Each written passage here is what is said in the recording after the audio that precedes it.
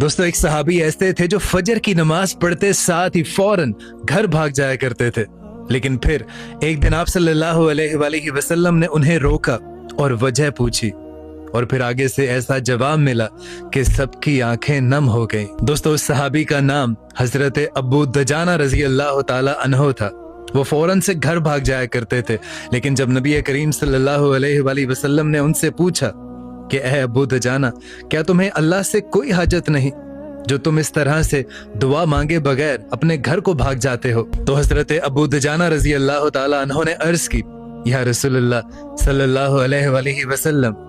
मेरे पड़ोस में एक शख्स का खजूर का दरख्त है जिसकी शाखें मेरे घर की तरफ झुकी हुई हैं, और रात को जब हवा चलती है तो कुछ खजूरें मेरे घर की सहन में आकर गिर जाती हैं, और मैं नमाज पढ़कर फौरन से इसलिए भाग जाता हूँ कि कहीं मेरे छोटे छोटे बच्चे भूख की शिद्दत की वजह से उन खजूरों को उठाकर नोश न कर लें, खा न लें। और या रसूलुल्लाह सल्लल्लाहु अलैहि वसल्लम, खुदा की कसम,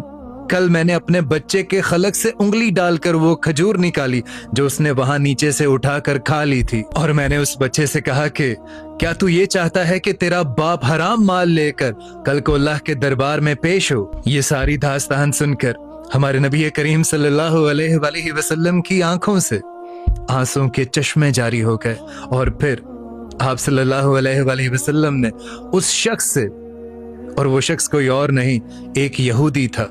उस यहूदी से वो खजूर का दरख्त खरीद कर हजरत अबू दजाना को दिया। ये था वो तकवा और ये था वो हलाल रिस्क की फिक्र जिसने सहाबा को अजीम बनाया। और आज हम क्या कर रहे हैं? दूसरों का माल खाकर, दूसरों का हक खाकर, सूद खाकर, और फिर हम सुकून की तलाश भी कर रहे हैं। और एक बात मेरी हमेशा याद रखिएगा, इसको पल्ले से बांध लीजिएगा कि जिस भी पेट में हराम भरा होगा उस पेट में कभी भी अल्लाह ताला की रहमत नहीं आती।